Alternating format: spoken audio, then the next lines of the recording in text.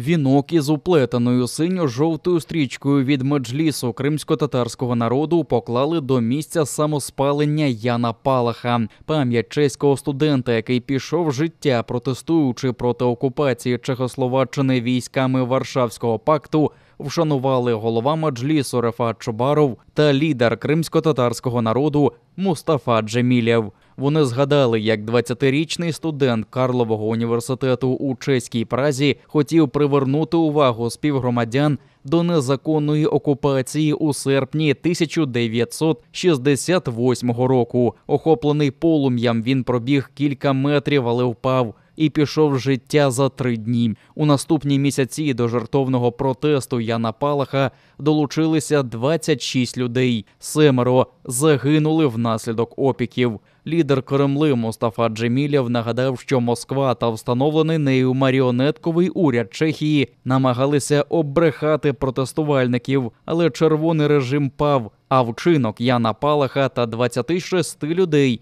які намагалися привернути увагу світу до злочину Москви, пам'ятають чехи та шанують кримці. Окружний суд Гельсінки заарештував низку російських активів на території Фінляндії. Причина – захоплення майна Нафтогазу в окупованому Криму, повідомили у прес-службі Української енергетичної компанії. Там уточнили, що суд задовольнив клопотання компанії «Нафтогаз України» та ще 5 компаній цієї групи, а серед заарештованого нерухомість та інші активи, які оцінюються у десятки мільйонів доларів. Це рішення – частина стратегії «Нафтогазу» щодо стягнення компенсації за збитки, заподіяні захопленням активів компанії в Криму. За даними «Нафтогазу», це перший публічно відомий арешт активів за межами України у справах про незаконно націоналізоване українське майно в окупованому Криму, оскільки Росія відмовляється добровільно сплатити «Нафтогазу» за награбоване, компанія користується правом, наданим Гаазьким судом, а саме планує й надалі заарештовувати російські активи у різних країнах. Арбітражний трибунал ще восени минулого року зобов'язав Росію сплатити «Нафтогазу» 5 мільярдів доларів за майно, захоплене російськими окупантами під час загарбання Криму.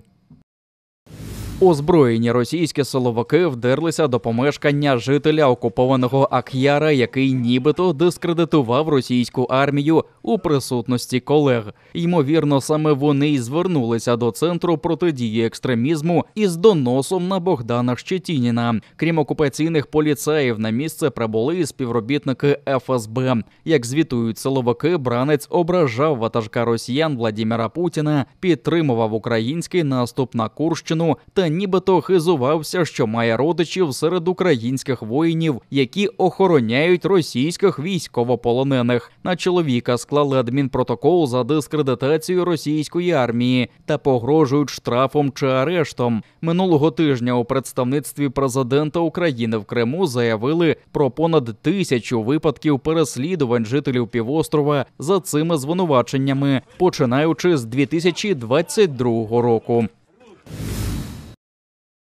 Точні, потужні, ребостійкі та вкрай необхідні кримським штурмовикам. Це про ударні дрони Heavy Shot від українського виробника Гурзуф Дефенс, на які чекають оператори 48-го окремого штурмового батальйону імені Номана Челібіджихана. Бійці стримують російську навалу на Донеччині, а Heavy Shot, за їх словами, допоможуть тримати оборону та контратакувати, скидаючи на ворожі голови потужні вітання, вибиваючи російську піхоту, техніку, склади і командні пункти. В залежності від комплектації такі дрони несуть до 8 мін, а це до 40 кілограмів навантаження, долаючи до 20 кілометрів. При цьому Heavy Shot оснащений якісною 2К-камерою та 30-кратним зумом. Стійкий до РЕП та автоматично повертається на базу. Долучитися до збору можна донатом на банку Моно за QR-кодом на вашому екрані та за іншими досяжними реквізитами – PayPal і картки МОНО. Мета амбітна – 2 мільйони 830 тисяч гривень. Але разом нам це по силах. Кожна гривня – важливий внесок у підсилення 48-го окремого штурмового батальйону імені Номана Челебіджихана, а також інвестиція у визволення Криму.